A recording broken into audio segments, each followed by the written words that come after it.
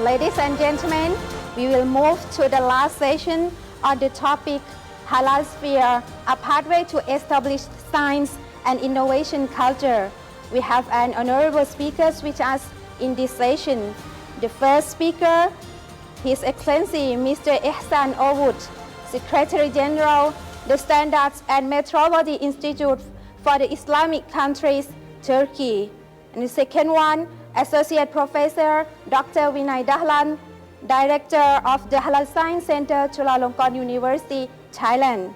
And next one, Dr. Jawad Alzir, Lecturer and Senior Researcher, University of Zurich, Switzerland. And Moderator, Associate Professor Dr. Pakon Priyakon. May I introduce Moderator in this session, Associate Professor Dr. Pakon Priyakon, Director of the Halal Standard Institute of Thailand, Associate Professor in Public Administration at National Institute of Development of Administration. His area of expertise, Development Policy and Administration, Public Policy and Management, Strategic Management, Project Planning and Management, and Quality Management in Public Organization. Please give a warm welcome, Associate Professor Dr. Pakon Priyakon.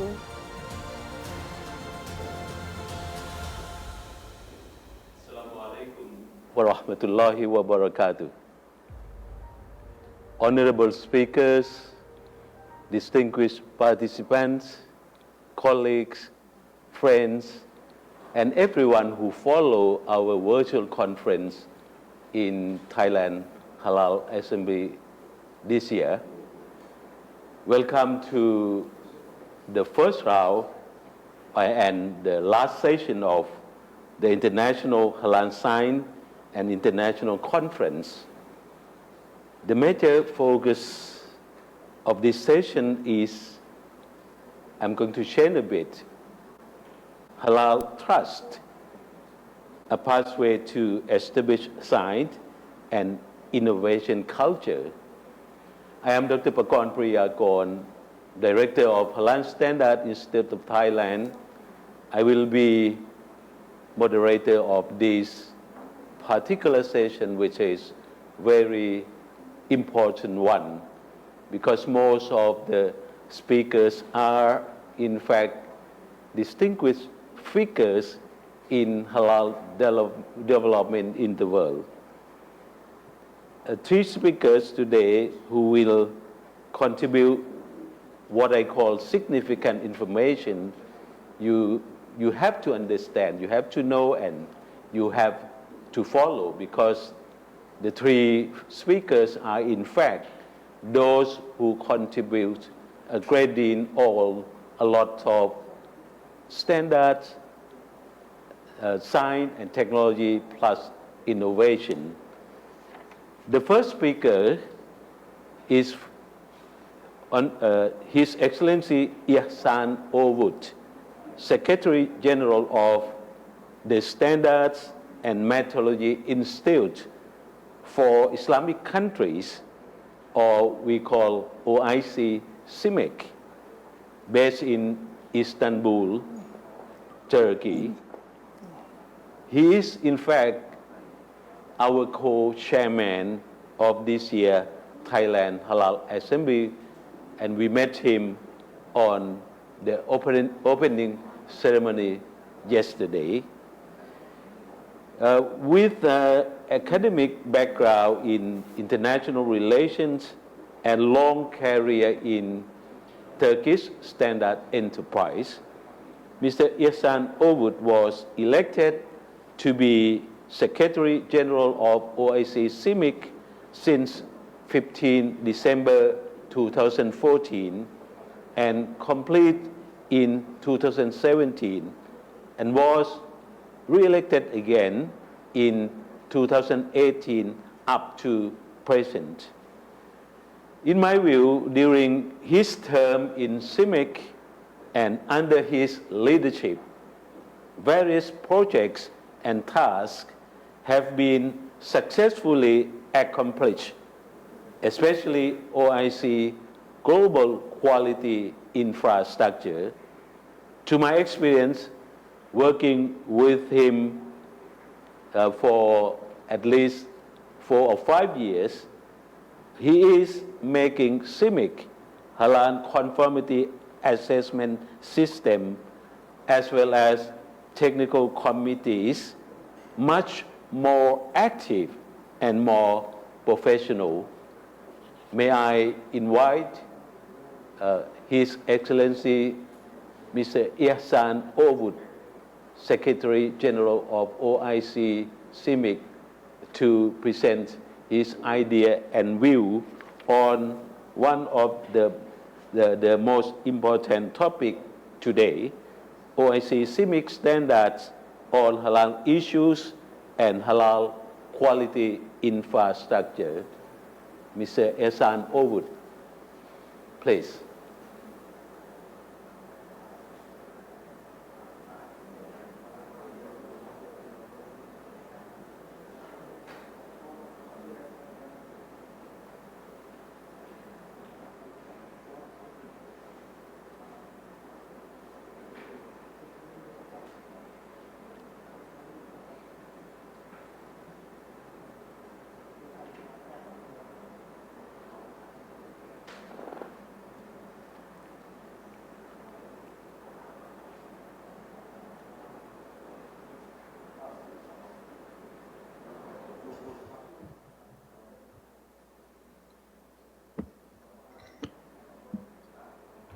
Hello.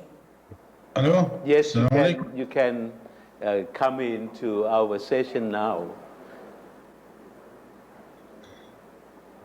Yes, thank you very much. There was a short cut in the link. Assalamu alaikum wa rahmatullahi wa barakatuh. Alaikum assalam.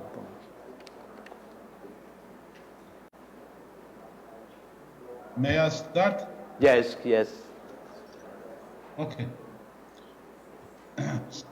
Bismillah ar-Rahman ar-Rahim.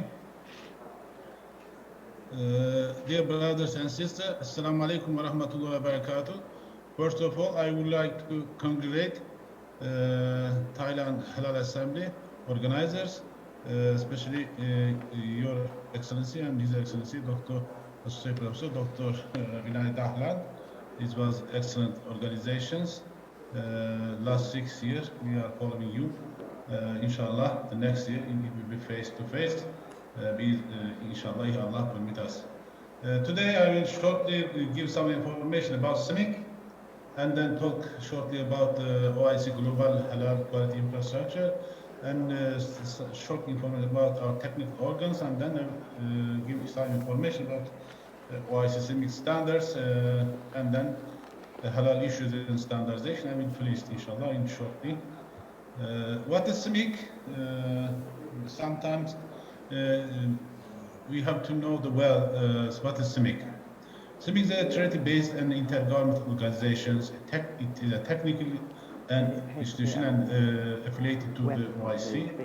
CIMIC also recognized as an international organization as a diplomat status in the Turkey by the Turkish government. We have established in August 2010. We are in 10 years old. Our headquarters, as Dr. Priakon says, we are located in Istanbul, Turkey.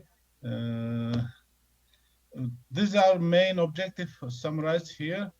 CIMIC is responsible to prepare, develop OIC CIMIC standard for all OIC members and Muslim communities to achieve uniformity in member states in the area of standardization, metrology, and laboratory testing is a second group of our objective. Thirdly, to provide technical assistance to member states which do not have processed such bodies like standardization, metrology, testing facilities, etc. The last group of our objective is to establish a conformity assessment scheme for the purpose of expediting exchange of materials, manufactured goods, and products among member states, beginning with the mutual recognition. This is very important for halal issues. I want to just emphasize this. CIMIC has 45 member states, 42 is full members, 3 observers. You are seeing some logos from our members here in the bottom. Who are the observers? Thailand, our first observer, Bosnia-Herzegovina was, and now last year we received Russian Federation. Why they are observer is our member status belongs to the OIC membership, because the Thailand is the observer in the OIC. That reason. This is our mission vision. I will not to take off your time. These are informative from website, can find easily, but just read the vision. This is a new vision adopted this year, 1.5 months ago, to create a quality infrastructure that improves economy, welfare, and protect of our members. This is a new vision for CIMIC. This is our strategic plan. Three strategic priorities we have, goals.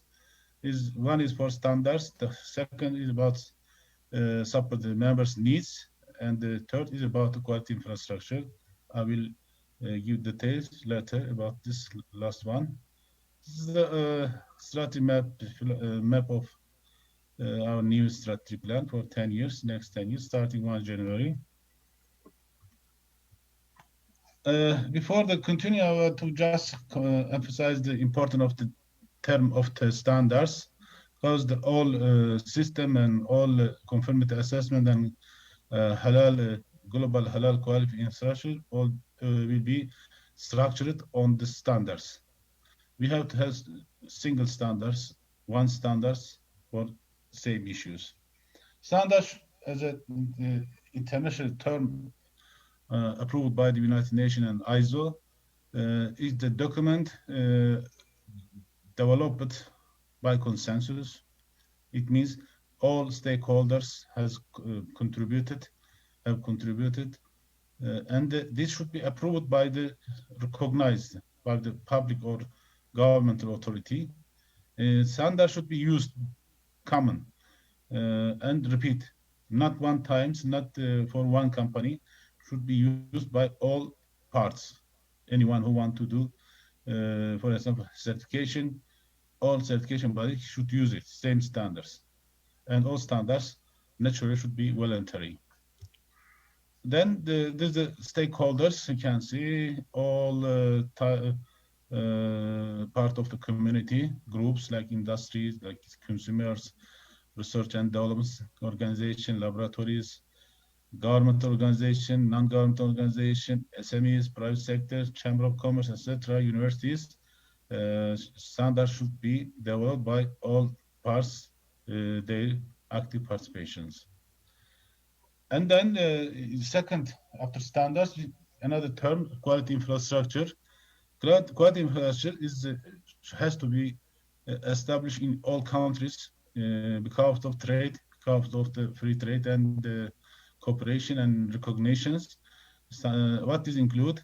All aspects of standardization, metrology, accreditation, conformity assessment, which is include testing, management system, inspection, certification, have to establish in a country. Quality infrastructure is a system of institutions which jointly ensure that products and process meet the predefined specifications, which they are standards. It means all system, all structure, infrastructure are established based on standards. This is for international structure. Each country, Thailand, all countries has a lot of barriers. There is a lot of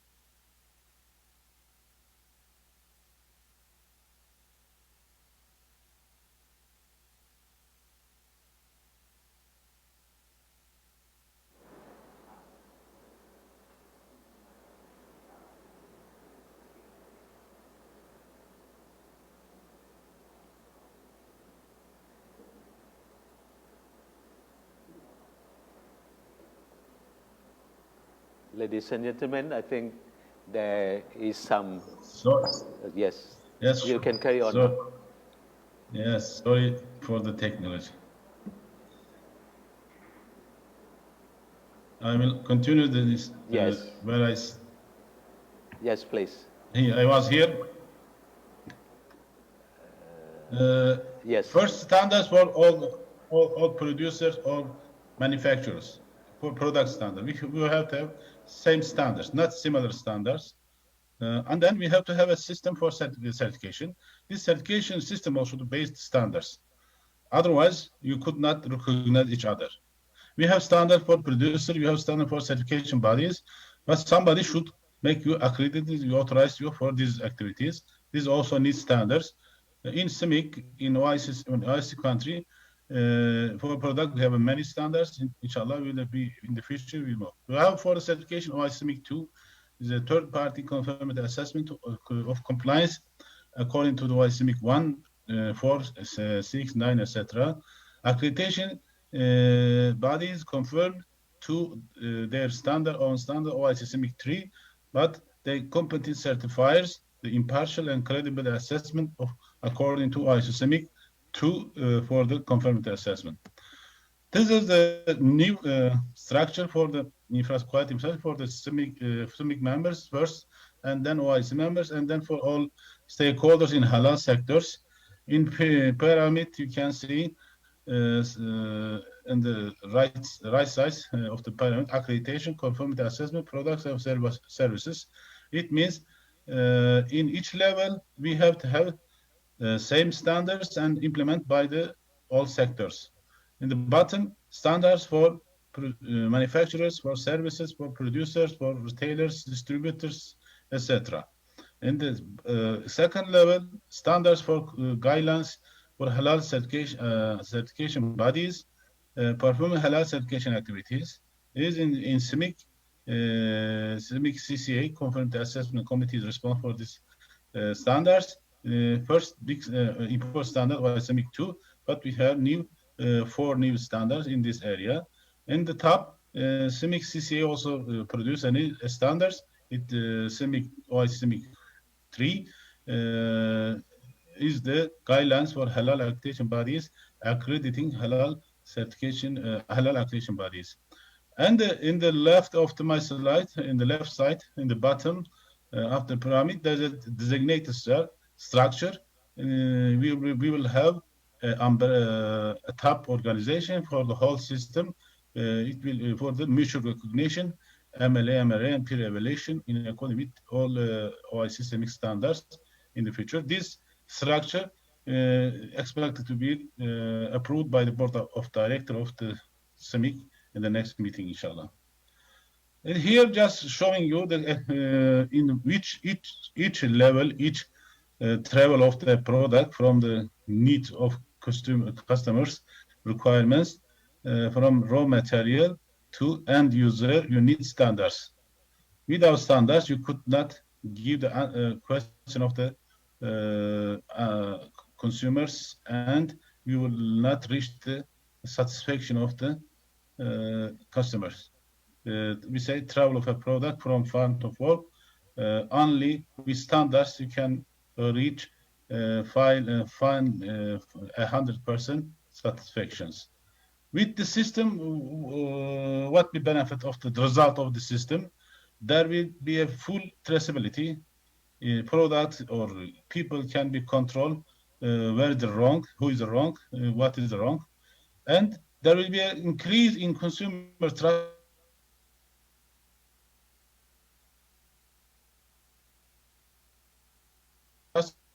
on halal. Also, there will be same things, one-time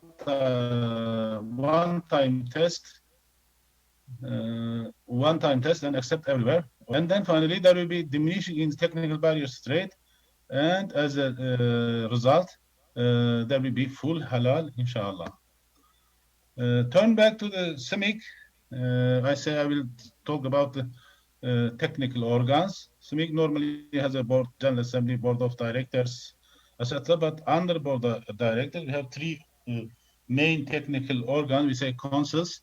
The Accreditation Council is responsible for the activities aimed to establish of an accreditation scheme in the OIC member states. As I said, showed you before, halal quality infrastructure is prepared by this council.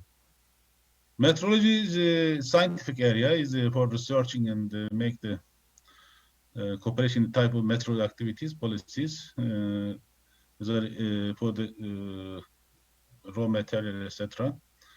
This council is important, Standards and Management Council. This organ is assigned to task of develop OECD standards in cooperation with member states. Standardization policies and all the standard issues discussing and final decision is doing by these organs. The adopted, published OIC-CIMIC is our standards. Short name is OIC/CIMIC because we are doing standards for the all OIC countries, not only OIC-CIMIC members and others, and not for just observers, for everybody's. This meaning of this OIC-CIMIC. Under this management council, we have technical committees. Each technical committee has a membership, different type of membership, 3 membership we can say, participation, full members, observers, and license. Each committee has a precise title, a scope, a working group, working program, and act in accordance with an agreed business plan. And a secretariat of each committee is given to a country, assigned to a country. Country given a secretary. Secretary is a permanent staff of the committee, manager of the committee. All responsibility is under the hand of the secretary. And the secretary and select chair. The chair is appointed by the council for a term. Initially 6 years, and then each 3 years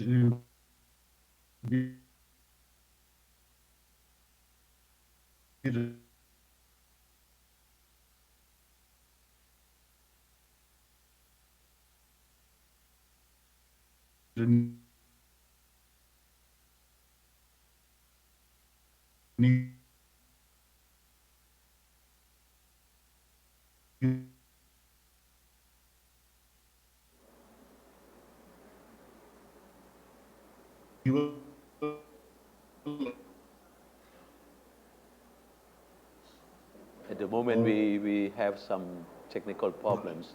Okay. Waiting for a while, I think.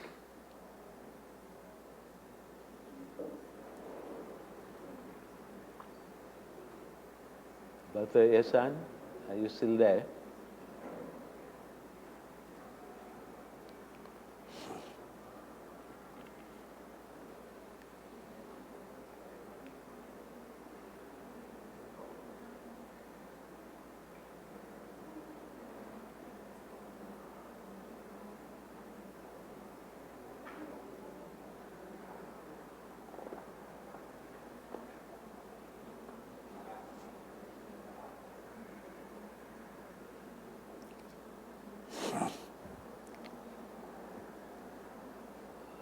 For those who follow our virtual conference, I would like to let you know that we have some technical problems at the moment.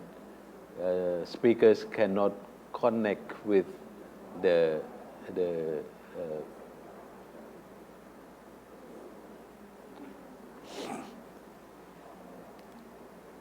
Yes, may I Okay, continue? you come back again? Yes, please. Now, all committees are working according to the approved document. There are directives. Directives include procedure for technical work and rules for structure and drafting OSM standards.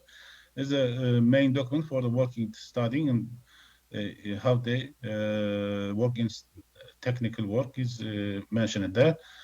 Also, we have two guides for the approved standards. This committee is very important because for the halal sector, all the important document standards are developing by conformity assessment bodies and certification and accreditations. Also, this is a policy committee. Problem of the in all OIC members about halal can be discussed, and some guides and some guidelines or some resolution can be done by this committee. Till now, we have 17 committees, some of them not related to halal, but it is on halal issues.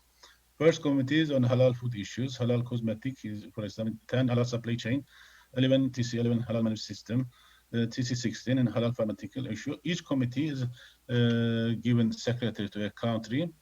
Our committee is working like each committee like an international organization. They have status like this, but belongs to CIMIC.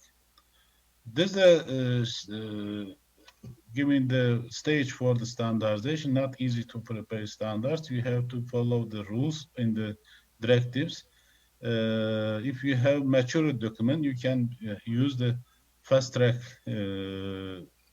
shortest path.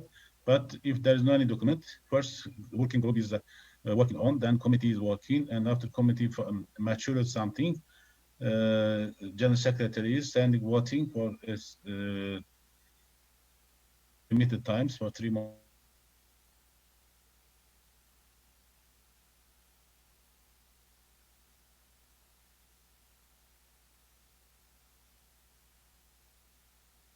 Yesan, I think you are still with us. Ladies and gentlemen, we have to yes, follow he's the coming. timing, etc. He's coming back. Okay.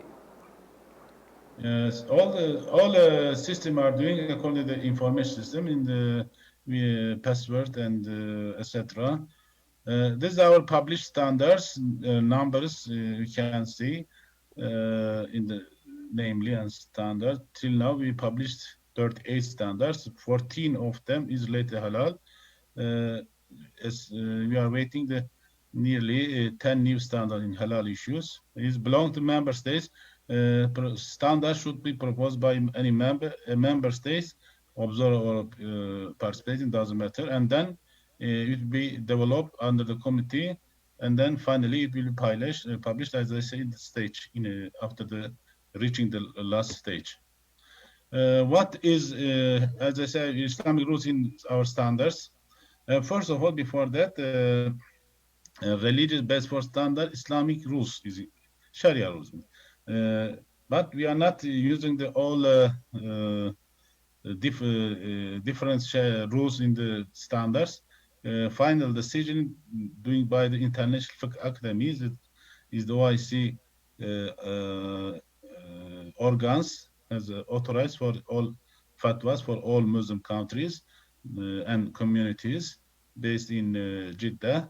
Fatwa is coming there. Last decision doing by them. Standards are not fiqh documents. Sometimes people are mixing standards as a holy books or holy things. It's just a technical document, but include Islamic rules. Standards could not create any fatwa. Fatwa should be done in a separate in upper level and can be reflected in standards. The standards in halal fields are for products subject to consumption and trade amongst members and others. Halal productions, halal certification, and other activations are added value and trust to the products. As I said, our fatwa authorities, International Islamic Academy, based on Jeddah, it's also our important stakeholders in halal industry. And it's this is about generally each country, for example, they says has a supreme authority, one authority. For example, in Turkey, Diyanet, in Malaysia, JAKIM. Because JAKIM itself a religious authority, it's not certification bodies. They have a small division for the halal certification. People are thinking this is Malaysia. JAKIM is just established for halal certification. JAKIM is their religious organs, competent authority for all halal, all Islamic affairs. But they establish a small team for certification is under this organization. Islamic Council also should be in a country for the fatwas for the country level. The accreditation body shall be owned by and directed by Muslim only. This is the rules. And the certification bodies, these should be owned and directed by Muslim decision from the Fiqh Academy. And last short, let's say, a key person and professional employee whose mission is to be basic halal work, such as slaughterer or decision makers, etc., should be Muslim, committed all provisions of Islamic law. And then they says halal is a sovereign use of the Islamic Ummah first, and then for others. The last part, I just give the short information with halal standards in SMIC. I don't want to take a lot of time of you. As I say, we have 14 standards, but our all standards based on the international practices first, standards like Codex, ISO standards, if there is any technical standards, plus Islamic book rules, and then needs of the member states and their inputs and their special issues. You see, ISMIC 1 is on Codex and ISO 22 series, 1000 series. ISMIC 2 is based on ISMIC, not ISO, sorry, first ISO IEC 17 series, and then Islamic fiqh rules. Here, important two standards, ISO IEC 17021-1 and ISO IEC 17065. They're all later management and product certifications.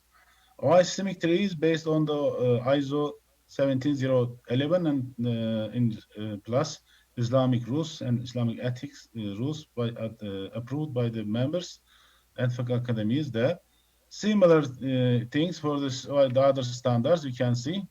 Halal tourism standards is a unique standards last year adopted. We reached on the, I think we solved all problems, the halal tourism area. There is three categories for the level of the halalness in the accommodations and hotel, etc. New standards 17-1-2-3 for halal supply chain. We have new standard this year as published is for the additives, food additives, halal additives, etc. 4 standards and new standards for conformity assessment area. It can be easily. Finally, I want to say my words, conclude. The OIC CIMIC standards are the result of common study of the OIC member states. All standards are developed by the members, not CIMIC itself, and our partners through the technical committees. That reason, technical committee is very important, should be active and should be professional work. We need to support all CIMIC members and all communities who are related to halal, who want to be part of halal, is open door in technical committees. Also, CIMIC is a common platform for for stakeholders, not only for halal issues.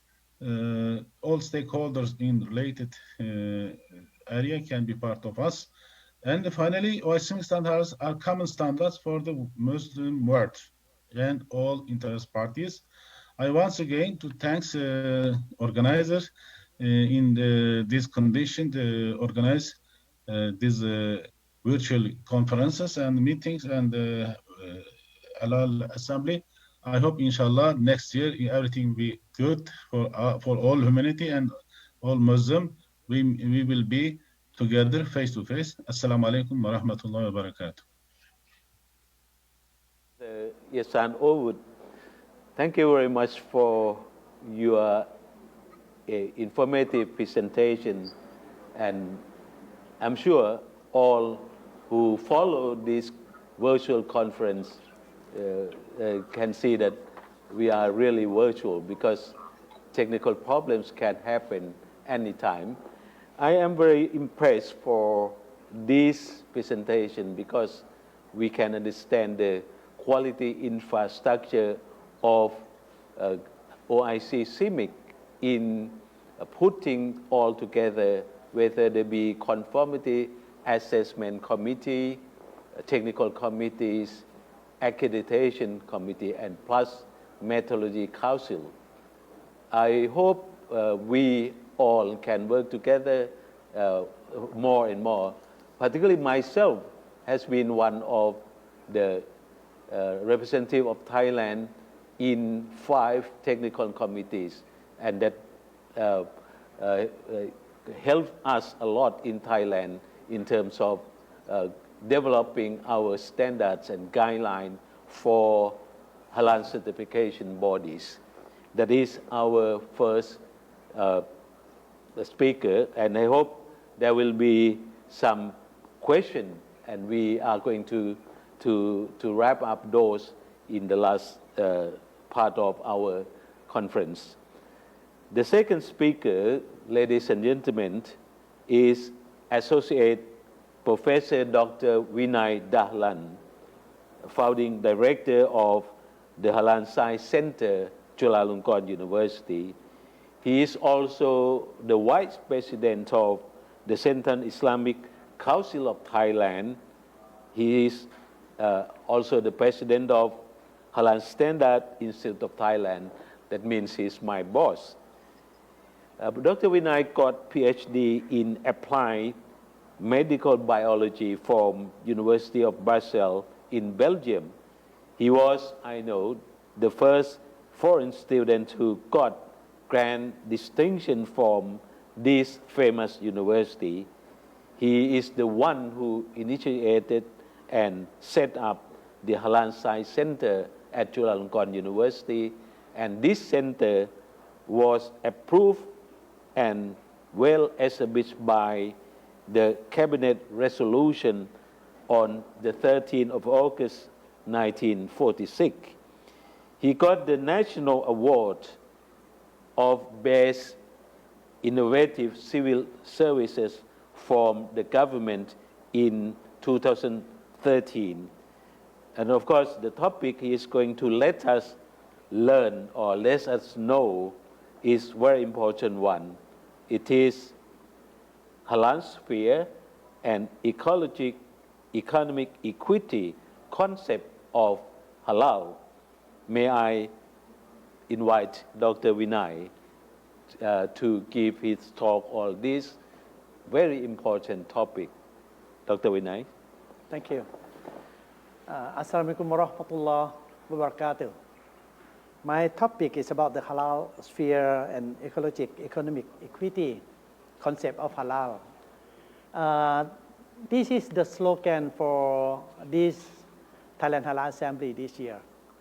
Yeah, I will explain about the concept, about the meaning, and also about the role in paving the way for the halal atmosphere.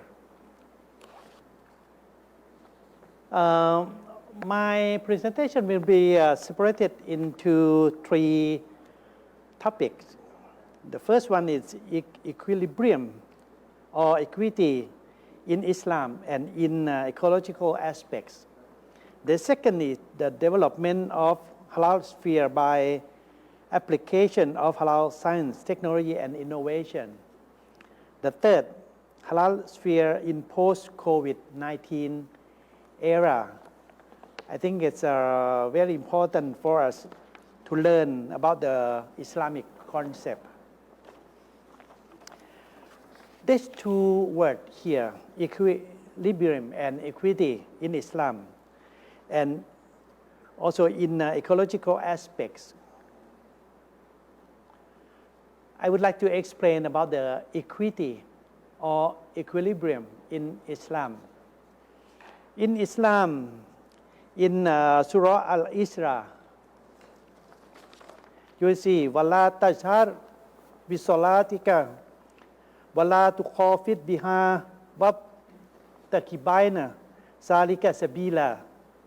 Do not recite Al-Quran too loudly in your prayer, nor too softly, not too loud or not too soft, but seek a way between them.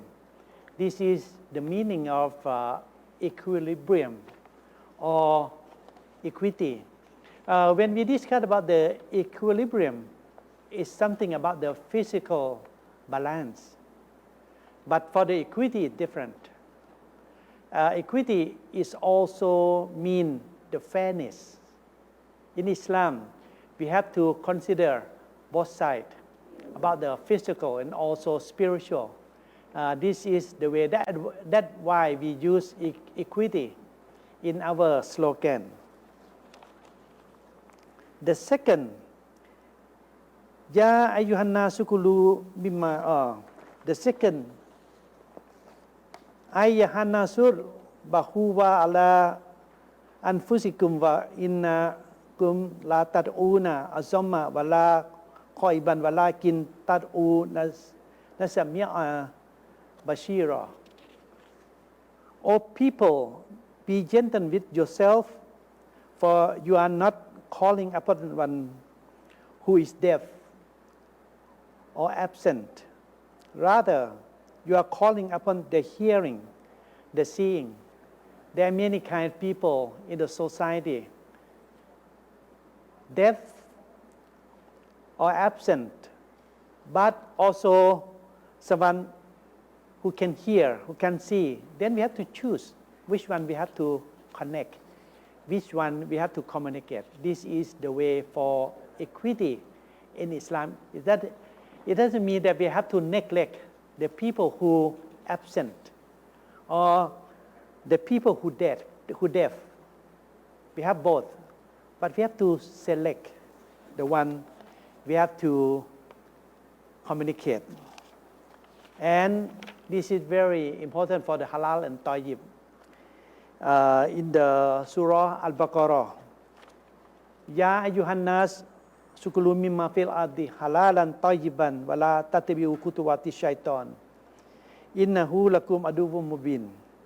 O mankind, eat of that which is lawful and wholesome in the earth, and follow not the footstep of the devil, though he is an open enemy for you.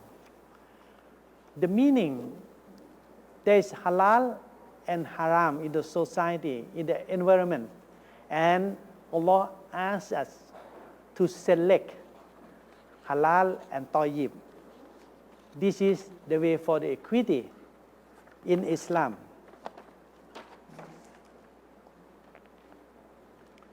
And there's other example.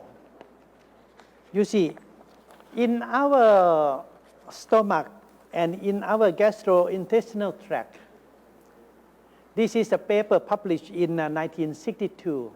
In that year, nobody know about the bacteria inside.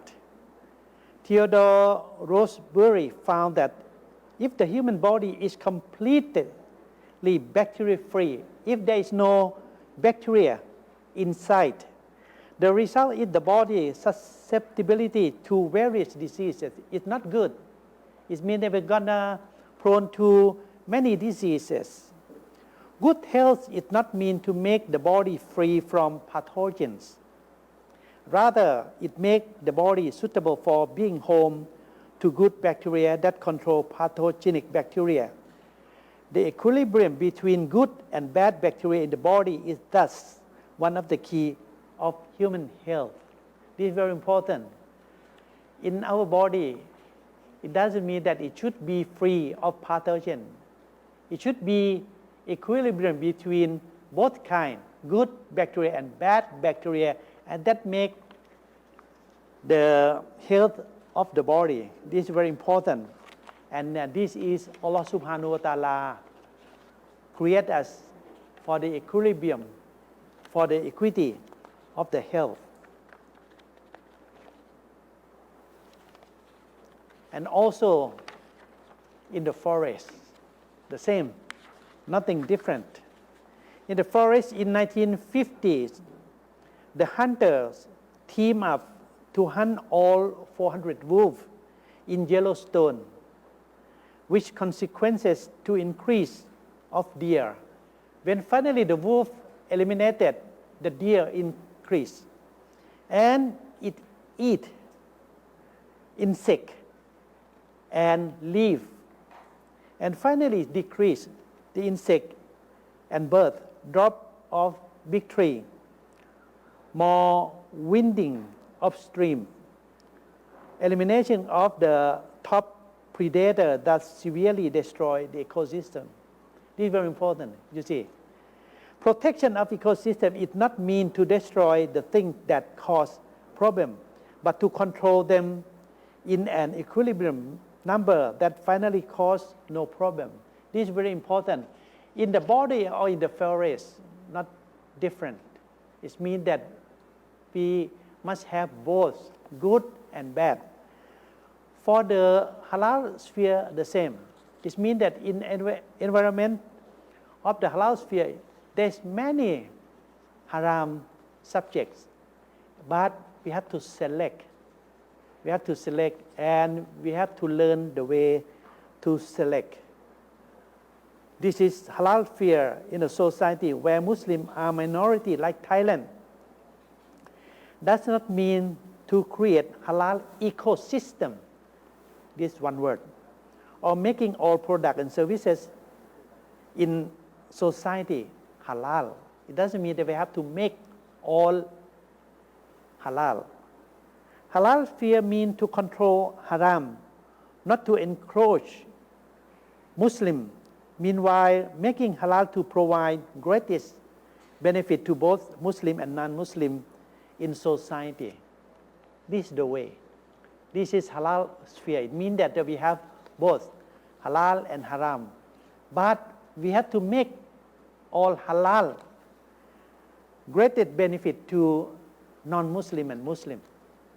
And to be together between both sides, halal and haram. And we have to give a knowledge for Muslims to select the right thing for the halal. And the second development of halal sphere by application of halal science, technology, and innovation. This is Chulalongkorn University that I'm working now. Our laboratory established according to the cabinet resolution in the year 2003, as Professor Pakon mentioned. Science and technology play a role not only in the laboratory for assessing haram, but they play all for throughout the supply chain. For example, at the beginning, from raw material, halal feed innovation, replacement for superhard ingredient material, and also establish the halal standard and develop the halal quality system, develop the halal forensic laboratory for routine check until the end of the line for the halal consumer education. This is, we play many roles throughout the supply chain. But how can, at the Halal Science Center, how can we develop the way for the role of the halal science, technology, and innovation? This is, we work by set up algorithmic design for the halal accreditation. This is for halal accreditation. And in this algorithm, finally, we also develop one of our famous innovation about the halal H number. This is halal H number. It's already finished. This is developed throughout the way that we set up the algorithm.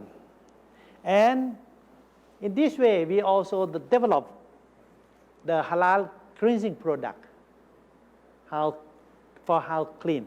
Okay, I will explain you, not in detail about this algorithm.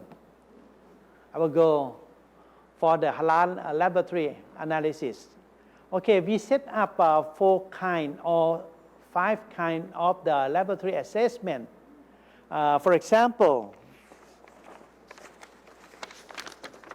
The gelatin collagen analysis, we have a certain technique by LCMS, ESI, and also develop other technique, and also have lipid analysis by many procedure, and very important about the DNA analysis by using real-time PCR. And now we develop the new technique for PGM, and we already published a paper can analyze simultaneously 9 species of animal by our scientist, Dr. Anas.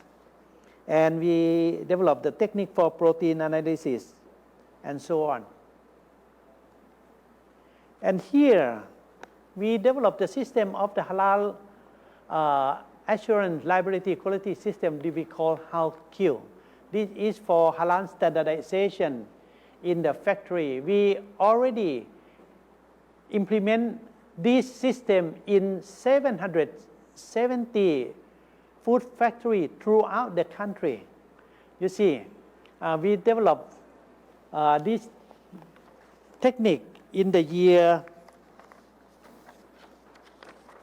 2000,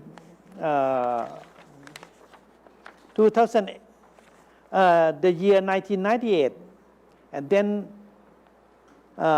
we developed step by step until the year 2012. Finally, we got the award from the government, the first prize award from the government about the public service. This is how we work. And then this is the way for HALQ, halal standardization.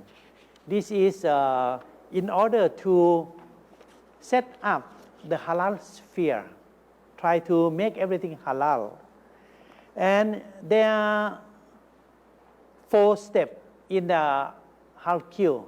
You see from the first step, preparation of document, and in-class training, in factory training, and finally evaluation and audit.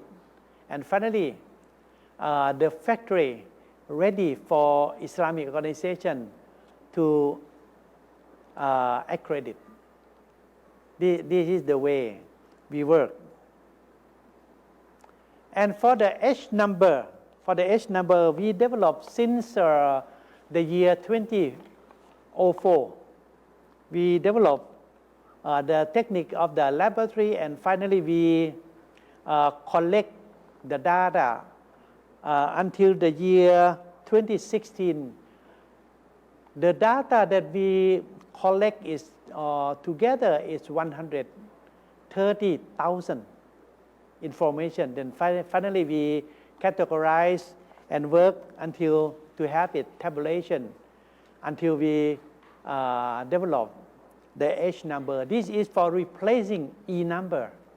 We cannot say this is for the E number. We know that it is safe, but safe for food factory, not for halal. Finally, we have to develop our own system for H number, for halal number.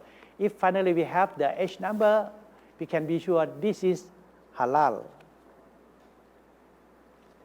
This is how to develop H number.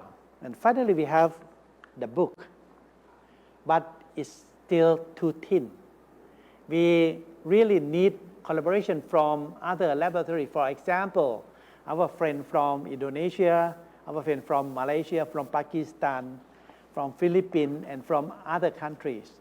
To develop, we already set up the technique, and we really appreciate to distribute to the laboratory for those who are interested in this H number. In the year 2013, we got the award from the Governmental Services of Base Innovation. This is from the Deputy Prime Minister, the year 2013. The first one from the Halal. But previously, before that, 6 years ago, before 2013, in the year 2009, we got award from the Prime Minister of Malaysia for Halal. But that preliminary system of the Halal. But finally, we got the award from the government of Thailand. And in the this year, 2 months ago, we got award again, the Governmental Services of Best Innovation Award for H number. This is the database of halal raw material for precision halalization system. This is both for halal and for the H number. This is for making the atmosphere in the society, especially for the society with the Muslim minority like Thailand. Finally, we developed to make the halal product safety for Muslim and give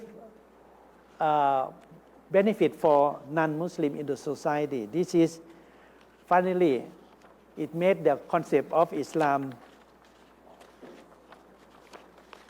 as mentioned in Al-Quran, Ya ayyuhan nas. The halal is not for only Muslim, but for all. And finally, we developed halal sphere. You see, inside halal sphere, it doesn't mean that it's free of haram. There's still many haram there, but all haram control, not to interfere to Muslim society. And all product for Muslim halal certified. This is outside, you see, there's plenty of haram outside. And to penetrate into the society of Muslim, it passed through the system of the halal science technology sphere that equivalent to thermo or ionosphere, and to the Sharia for the accreditation of the halal. In the Sharia system, we have the Halal Standard Institute of Thailand, we have the Halal Science Center work closely together in order to assist Islamic organizations in Thailand like Central Islamic Council of Thailand, the Islamic Committee of the province, altogether it's 40 Islamic Committee of the provinces, and also work closely with the CIMIC in order to have the accreditation for the halal product. And finally, it's penetrated to inside to make the atmosphere of the Muslim halal sphere. This is the way we work. And finally, we have the halal sphere. And the last, we have the halal sphere for the post-COVID-19 era. This is very important. You see, we have to build up the trust, as Professor Pakon, that's why Professor Pakon changed the topic from halal sphere to halal trust. You will see, economic growth during the pandemic of the COVID-19, the economic growth dropped, not only in Thailand, in nearly every country. And the consumer, Muslim or non-Muslim, they need the safety. Why? Because finally it's forced them to the new normal, like we have now, about the digital, about the online communication and so on. With the online communication, with the online order for the food consumption, finally they need the safety because they cannot trust, they cannot contact to the restaurant directly. They have to order via online. They need the safety approach. They need halal for the Muslim. Then they need the halal ecology.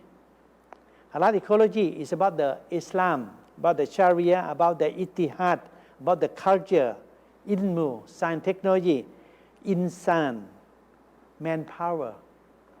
This is the halal ecology. We need all. Halal tayyib, we need all. And for the halal to provide benefit for the society to the halal economy, we have to have it both together between the ecology and economy. The food, the non-food, the services, the logistics, the medicine, the tourism, the finances. This is the halal economy. And it means that we have to make the trust improve. Trust economy is the right answer for agro-based Thailand in post-COVID-19 era. This is the trust economy coming. And we have to work together. It means that we need ecologic, economic equity concept of halal. They have to go together for the benefit of the society. This is why we call it halal fair ecologic economic equity concept. And this is the application of halal science technology for building up trust in halal via halal traceability. This is we apply from the Halal Science Center, work closely with the Halal Standard Institute of Thailand and Central Islamic Council of Thailand. At the top is about the accreditation of the halal product. At the bottom is the assistant of the halal science and technology. Then we work together by applying, implementing science and technology for assisting Islamic organization for accreditation of the halal product. And the outcome, finally, the increase of the trust increase. And finally, the consumer have the trust for the product.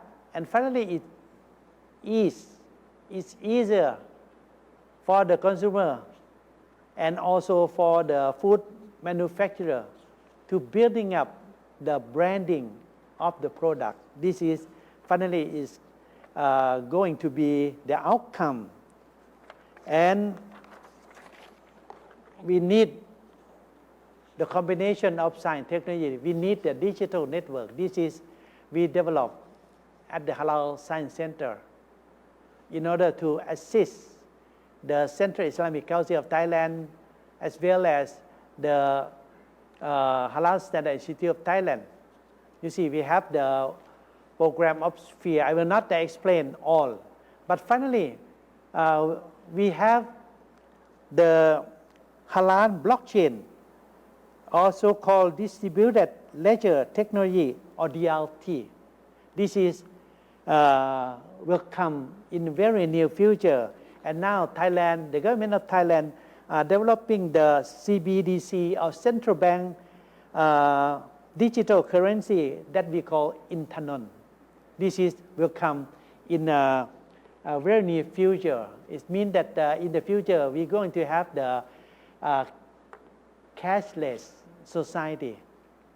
And the halal accreditation in the future, Islamic organization have to learn how to work with the DLT and blockchain in order to accredit the halal for the entrepreneurs. And we also developed the Halal Plus, and we have the Halal H number.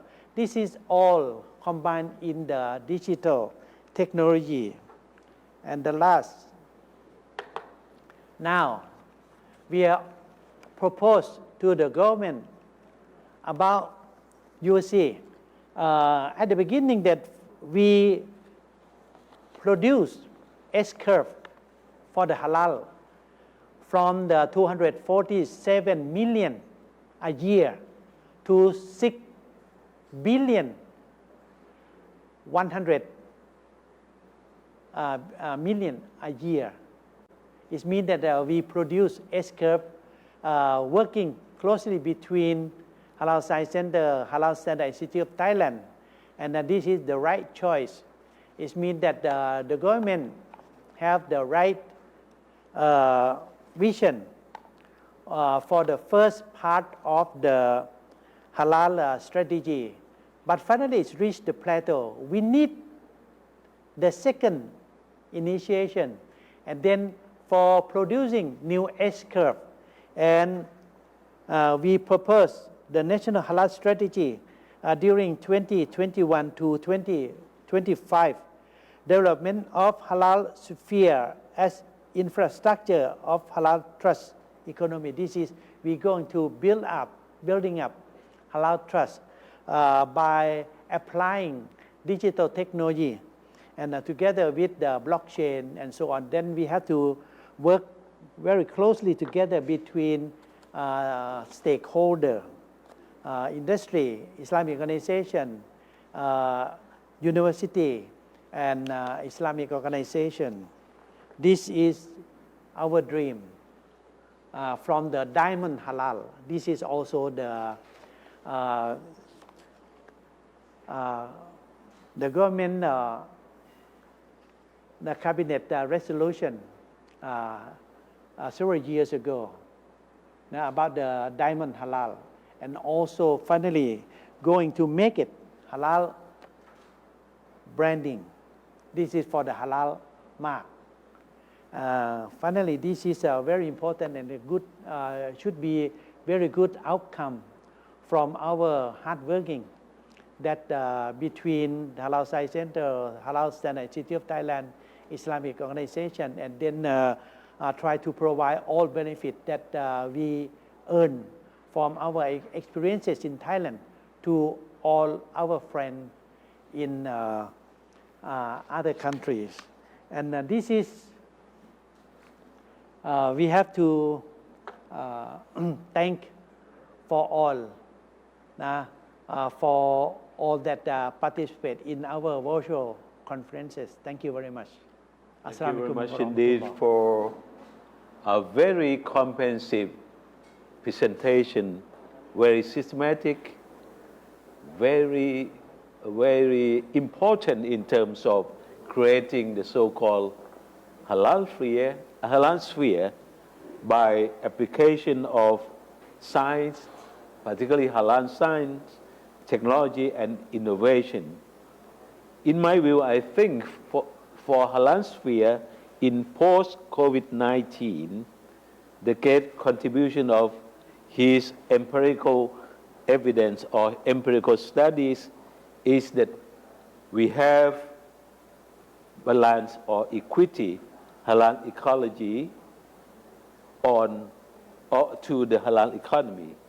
One last word I think is very important, that is the ultimate outcome of this kind of concept in the execution of the equity between economic growth and the thus halal economy. That's why I try to change the topic of this, the connotation of this session into halal trust instead of halal sphere. Ladies and gentlemen, we now come to the third speaker, Dr. Jawad Alsias from Zurich, Switzerland. May I introduce him to our colleagues and friends. Dr. Jawad Alsias is a lecturer and senior researcher at University of Zurich, Switzerland. He finished his PhD in organic chemistry from Swiss Federal Institute of Technology in Switzerland as well. His area of specialization is mainly on natural product chemistry, medical and pharmaceutical chemistry, and synthetic organic chemistry. He is member of Swiss Chemical Society and the International Society of Business Leaders. At the same time, he is the founder of two famous organizations, namely Swiss Scientific Society for Developing Countries and the so-called Halal Ecology units. His topic today is good agricultural practices or GAP and its compatibility with halal standards. May I invite Dr. Jawad Al-Sia to the floor, please. Yes, you can start your presentation now. Can you hear me, Dr. Jawad? Yes, okay, I am trying to share what if we can share. Okay, allow Zoom. And I want to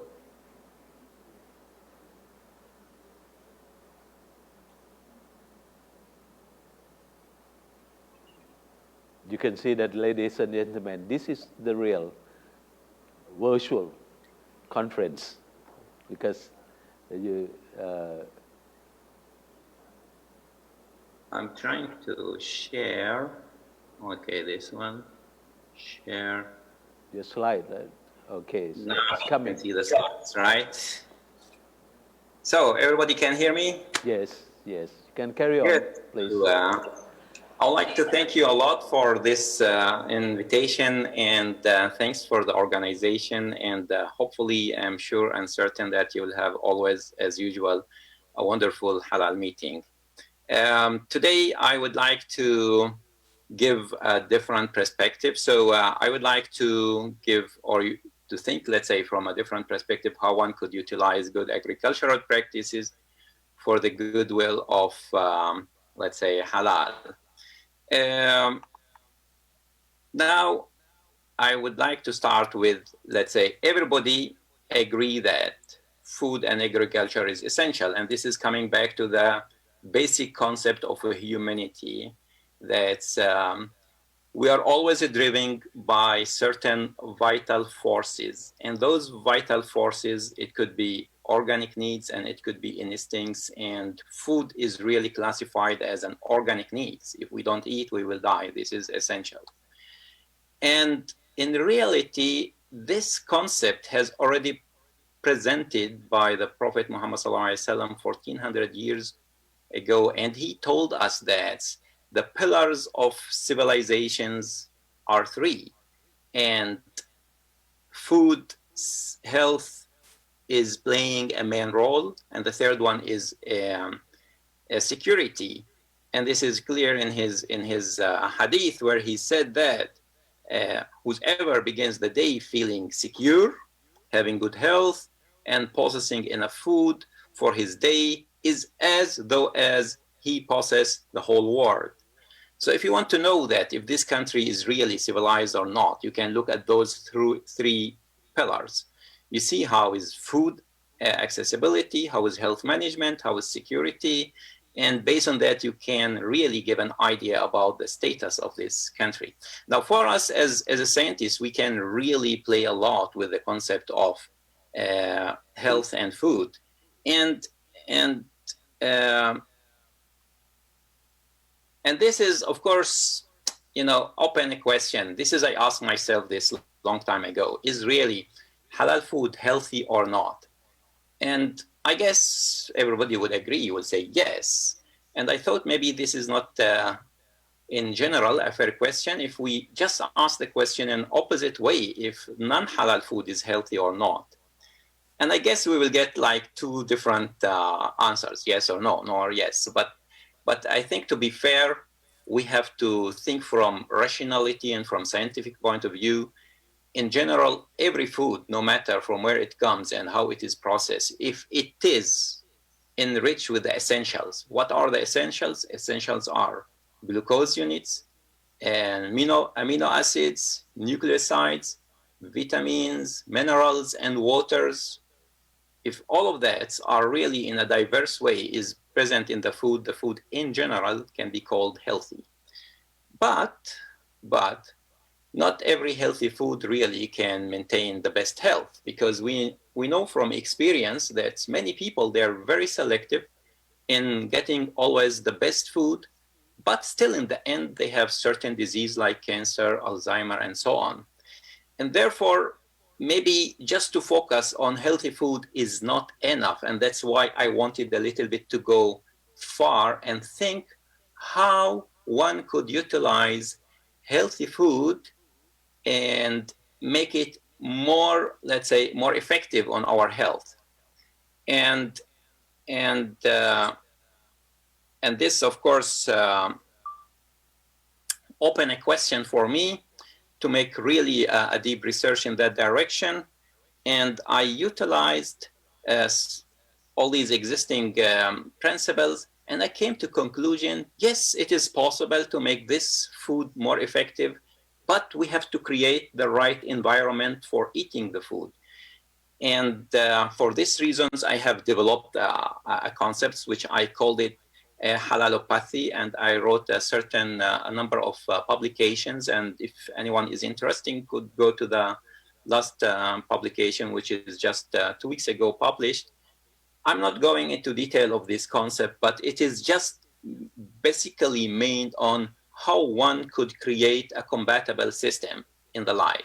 And this compatible system with regard to the food, it means that if what we eat is compatible to our lifestyle, this will create, from science point of view, a highly ordered system. And this highly ordered system will always create potentials. And this potential is essential in our life.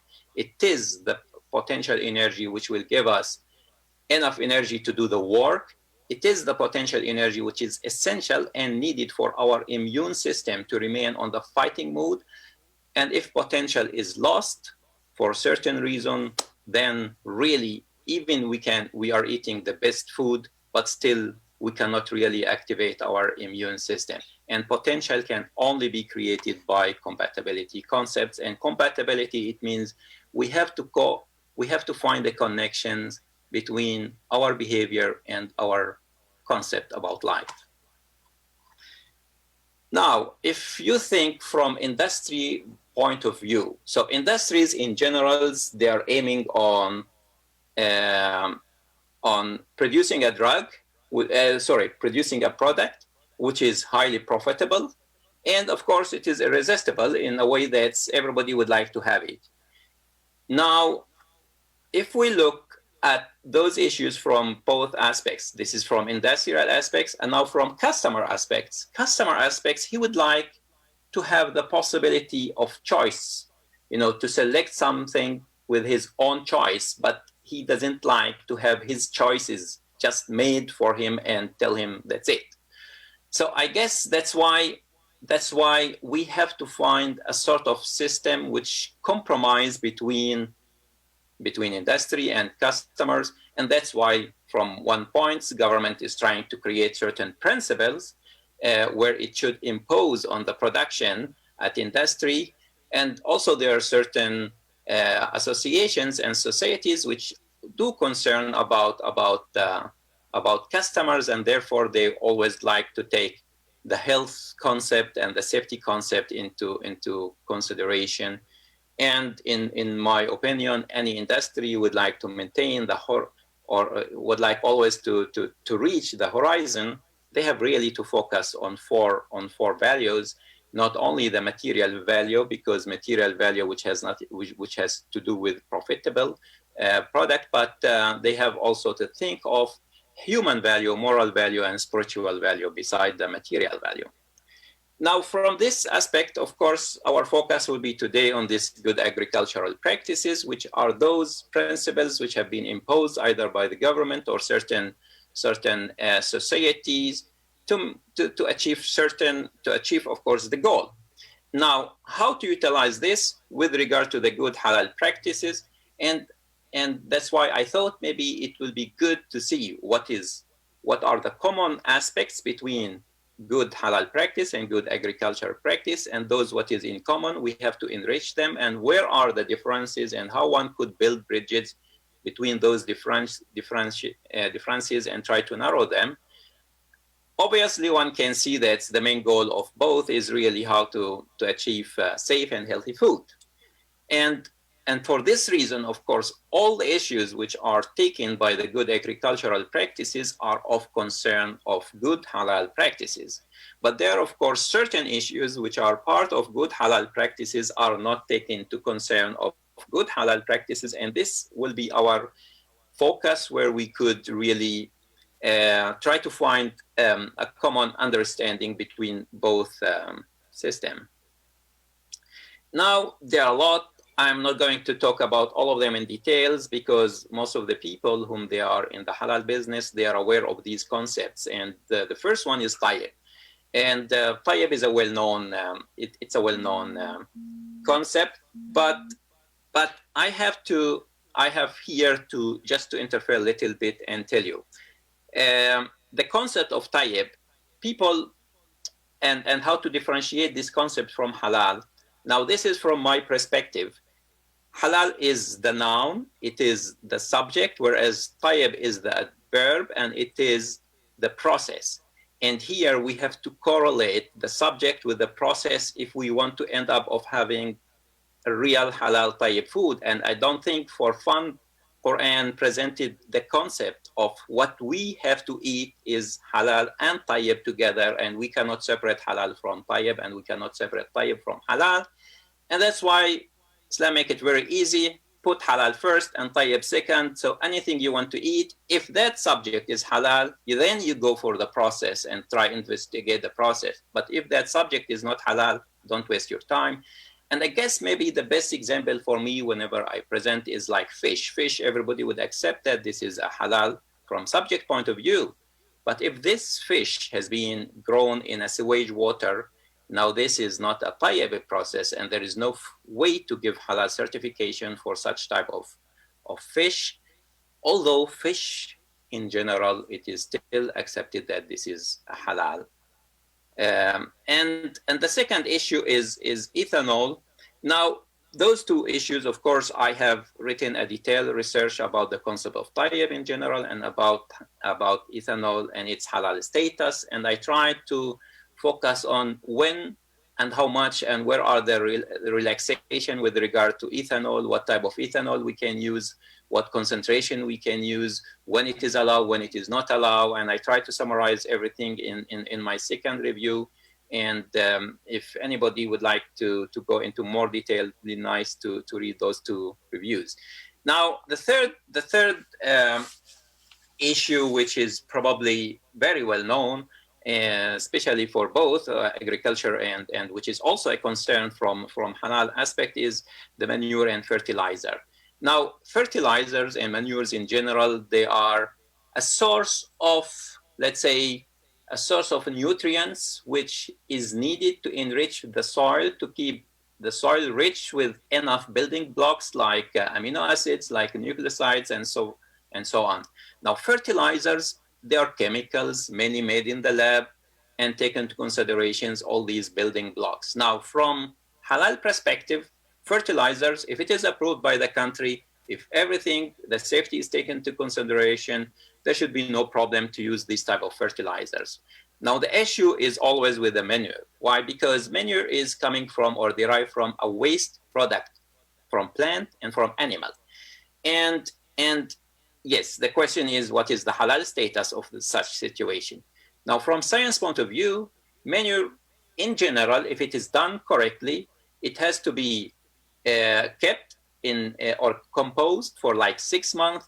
And the idea is all these macromolecules in this waste will be hydrolyzed slowly by time with the help of certain microbes into micromolecules, into small molecules. So the macromolecules status will be completely changed into micromolecules. So like DNA, proteins, polysaccharides, lectins, and etc. will be changed into very small molecules like methane, carbon dioxide, nitrogen, ammonia, phosphate, sulfates, and so on. So because here we have a complete change in the molecular structure, therefore the chemical physical properties will be changed, and therefore the istihala concept can be applied. And if those raw materials are really well prepared, this manure is well prepared according to what has been presented from halal perspective, there is no problem. And here the issue is always with regard to the animal. And in my opinion, as long as the animal is plant dependent, is a herbivore, so there should be no problem. But if it comes from an animal which is meat dependence, this is always an issue. Not from health point of view, but also from environmental point of view, because it increases the pH of it makes the pH of the soil very acidic, and this is not healthy.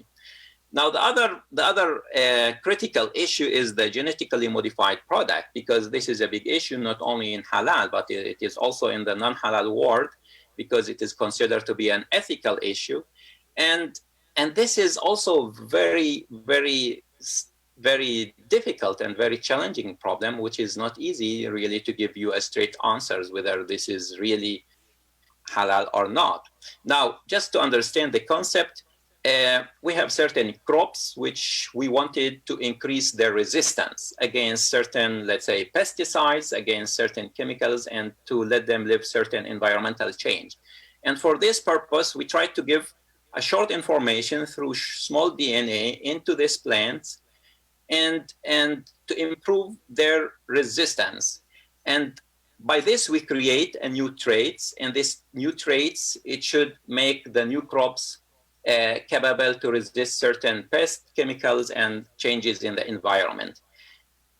Now, the source of this DNA, it could come from plant, and it could come from animal, or it could come from bacteria. Now, my perspective is, if it is coming from plants, and if we can secure the safety issue, and if we can analyze if the absorption and the distribution and the metabolism of this genetically modified plant is very similar to the native plants, then it should be okay to accept this as halal. But this needs to be very well investigated. Now, of course, but this will remain as a highly critical issue. Now, if we go to the second concept, where the DNA is coming from the animal, now this is very risky and very highly critical issue, because the concept of compatibility is lost. You know, you have two different kingdoms, animal and plants, and beside that, now if I am, let's say, if I knew that there is a DNA which is coming from, let's say, from animal which is even considered to be non-halal for me, this is not healthy, because rejection mechanism will start, taking place in my body, and this will create a stress, and it will kill my potential, and therefore the compatibility concept will be lost. And this is of course not good, and it is not halal. And now, if the animal is, if the DNA is coming from a halal animal, this is still the compatibility concept is still an issue. The matching aspect is still there, and there is always a danger that there's something which is called accidental change could happen in the genome of these plants, because it has to resist what is foreigner entity, whether it is in form of microorganism or whether it is in form of DNA information, and therefore the long-term safety is not very, very clear, and as many people would consider this is highly risk, and therefore, because it is highly risk, we have really to eliminate these concepts and not to accept those genetically modified products. And from my perspective, I tell you frankly, because when we are working with genetically modified product, it means we have to play with the fingerprint of these plants or these crops. And once we started playing with the fingerprint of the native crops, I think we will lose something which is even difficult to detect it by science, which is the barakah, the blessing of Allah. So the blessing will be away, and we see it. We see it, you know, in the olden time when we eat one tomato, it is healthy, it is tasting well, and it is enough. And now for this one piece of tomato, if we use 1 kilo of tomato, we don't gain the same taste, the same benefit, and so the barakah is really gone, although the quantity has been increased. So just to save some time, to talk about the other aspect, which is the animal ingredients. I think this is a very well-known aspect, and it is known for all of the people around what is allowed and what is not allowed from this type of perspective.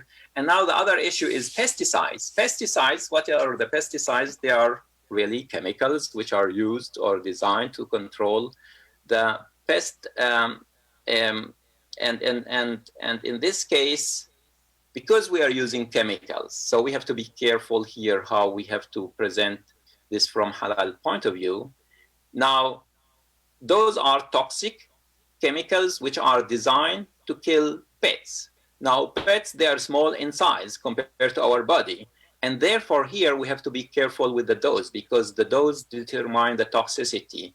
And if the dose has been taken to the right concentration, if it has been approved by the country, if all of that issue has been taken into consideration, then there should be no problem to use this type of pesticides, as long as we do not change what Professor Vainai said, the equilibrium in the environment states. We should not really eliminate all those friendly friendly insects which has been created to maintain certain balance, because if we eliminate this balance, many systems will collapse. So the other issue is the lubricants, and you know that lubricants is always a big issue, but from our perspective, and from also agricultural perspective, for them, if it is H1 approved for food, there should be no problem. But from halal perspective, we look at lubricants. There are three sources. One is petroleum. The other is natural lubricants, and the third is coming from chemicals. And those now, whether it is coming extracted from petrol point of view, it's a petroleum raw products, or it is synthesized in the lab. The halal perspective is fine, no problem, as long as we secure, as long as it is, let's say, it has an H1 grade.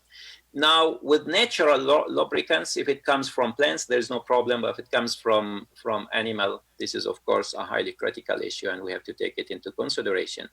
The last issue is water. So water, in general, one would think there is no problem, but you have to be aware that most of the disease is transmitted by water and water droplets. And, you know, corona is one of those issues. So we have to be careful what type of water. We should emphasize that water should be really, it has the specification, and we should ensure where the source of water is coming from, because if it is contaminated with certain chemicals, with certain, with blood or with urine or with ethanol, or the smell is different or the color is different, this is not tayyib.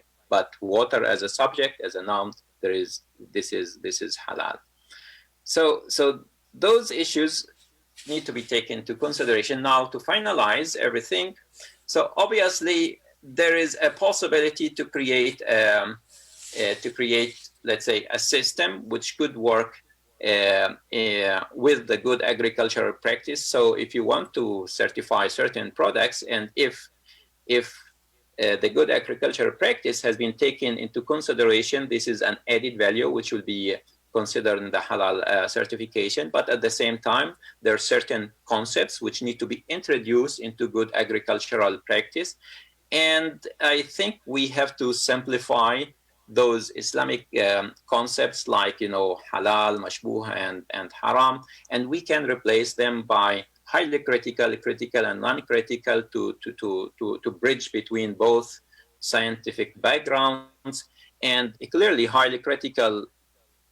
Most probably it will be not halal until it is proven opposite. So critical, it could be halal, it could be not. So that's why we have to investigate, and we have to do a lot of either test or documentations. Non-critical in general, they are natural products. They don't go through a process, and by nature they are halal.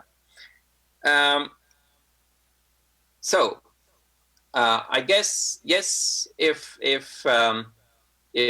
now companies are really interested to produce halal, so they should take into consideration, and if it is part of their vision is really to reach the entire globe, so they should really take into consideration the 4 values which I presented in the beginning. So the material value, spiritual value, moral value, and the human value. And from this perspective, so what people lifestyle do have, this has to be taken into consideration, because we have so many lifestyle now exist. Beside the halal, we have the vegetarian, vegan, kosher, and even we start having a sort of more specialization. People, they have sensitivity to certain food, if it is gluten free or not, if it is lactose and glucose free. And this is also playing a big role, because our goal, we have to create a compatible system between what we eat and our lifestyle, and this compatibility will create always potential, and this is what we are seeking and looking for. So we have to introduce those terms into the good agricultural practices. We will ask good agricultural practices to be essential for halal certification. We of course need to make a training for people whom they work in such business, to let them aware of the good halal practices, and from the perspective of certification, as has been mentioned, that it is a win-win situation. It is a good for industry, because it will add value, and it is also a good for the customers, because it will add a new quality control. So this will increase the trust between the company, the producer, and the consumer, and this trust is essential. And beside that, it will start help building bridges between peoples based on different cultures, different backgrounds, and different lifestyles. And in the end, if you would like to know more about this, it has been already published recently in this following publications. And in the end, I would like to thank you a lot, and sorry if the time was a little bit longer than usual, but thanks a lot for your organization. Thanks a lot for your attentions, and I'll be happy to clarify any points. So thanks. Thank you very much, Dr. Jawad, for introducing us to one of the most interesting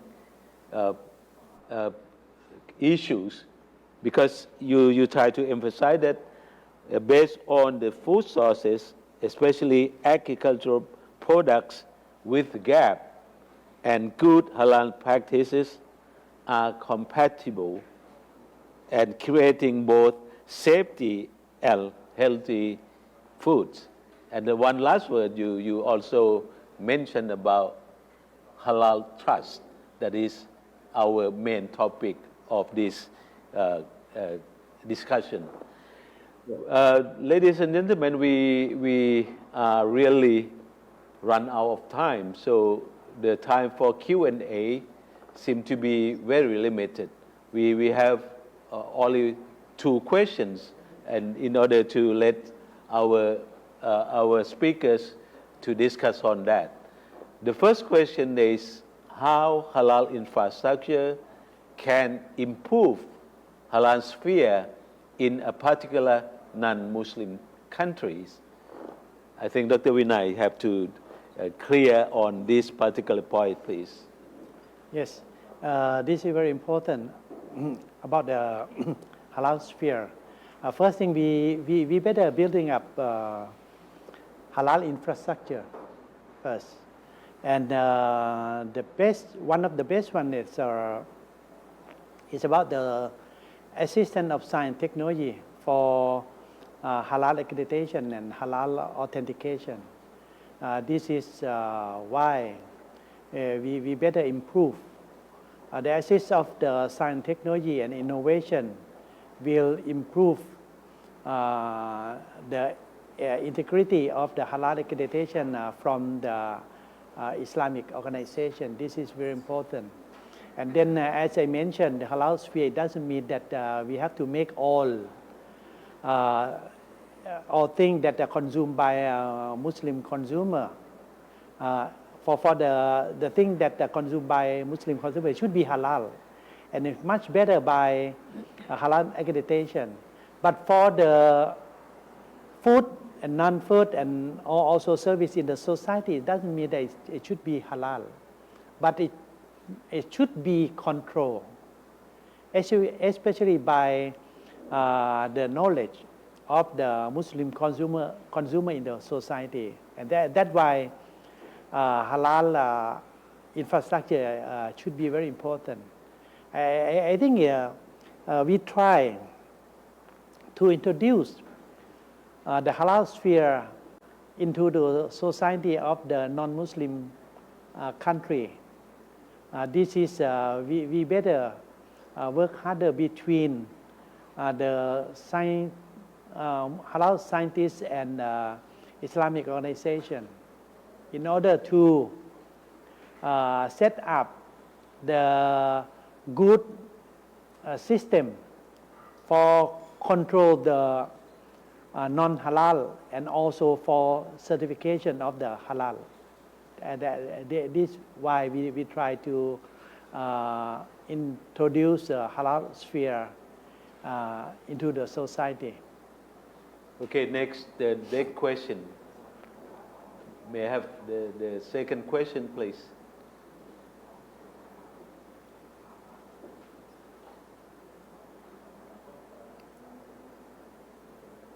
So the second question is quite interesting. Some of us ask, in the case of agricultural production, preparation that contain haram things, how should we manage in terms of halal and tayyib? I think both two speakers from Turkey and Switzerland can answer this question, or you have ideas on this or not. First, Brother Ihsan Ovud, please. Thank you very much. I also congratulate for two speakers, eminent speakers, for their very excellent presentations. For the assurance of the halalness in any products, we need the proficiency testing laboratories. Without laboratories, how can we show ingredients of the products? By touching or by our eyes, we cannot be sure. We have, as that's reason, I congratulate the University of and testing, halal testing under the leadership of Dr. Vinay is a very excellent sample for all countries. It's a big chance and facility to be assurance about the ingredients in the products. We have to be sure standards will be our leader in this type of the assurance, but leadership also we have to establish halal testing laboratories in many countries, not only non-Muslim or Muslim countries, all countries where the Muslim community is there. Thank you. Yes, Dr. Jawad, do you have any? Yes, please. Yeah, thanks. So I think from my perspective, what I look at it, so for us, we cannot guarantee any end product to be 100% halal. There is no way. But what is important for us as a scientist or for those whom they are involved in halal certification, it is essential to put 100% effort in searching, investigating, documenting, tracing all the entire ingredients process from A to Z. Now, we cannot guarantee that we will have 100% result in a way that's, and this is from halal perspective, this is accepted and there is no problem at all, because if we certify this product is halal based on our understanding and based on our witness, and in this case, it has to be accepted as halal, even if we could not see for any reason, if something is hidden or whatever, that is not compatible with halal. This is not a big issue from Islamic point of view, because we have done the effort and we came to this conclusion, and based on our witness and what we have observed, whether by looking at all the documentations, looking at the procedure, making a DNA test, whether it contains animal or not. So based on all of that, it is halal and it can be accepted as halal, and there is no worry to be doubt or not. Just forget about being doubt or not. If the effort is there, then it should be fine, and you can easily build the compatible system with this outcome, and this is what we are looking forward. Now, we will always improve the system, and we will always, because those systems are made by a human, and a human is imperfect, and every time we improve the system to make it close to be perfect, but it will never be perfect. That's why we do the efforts, and Allah see us and watch us, and because the intention is good, so the outcome will be also good, and it should be accepted if that company is accredited by SMIC or by any other accredited bodies. So that is my principle, whether this is halal or not. So it's important to put 100% efforts, and don't worry about the perfection. Nobody will achieve perfection. Thank you very much for the three speakers for giving very clear answer to all of us.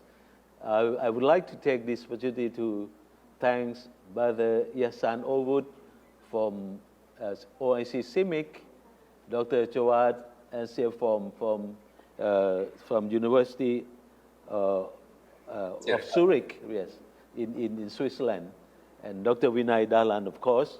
And I'm very impressed when Brother Yasan saying that Halal Science Center is one of the excellent center in the world. All participants, ladies and gentlemen, I would like to thank all of us who follow our conference very closely. This is, and I say it again, one of the most important time to get together, to think together, and to work closely together. And our organization in Thailand will encourage you all to have a sort of the so-called halal trust. And we have to find or to look into the way to developing our science, technology, and of course, halal trust into this particular world. Thank you very much in this, and I end this topic now and go back to our MC. Thank you very much.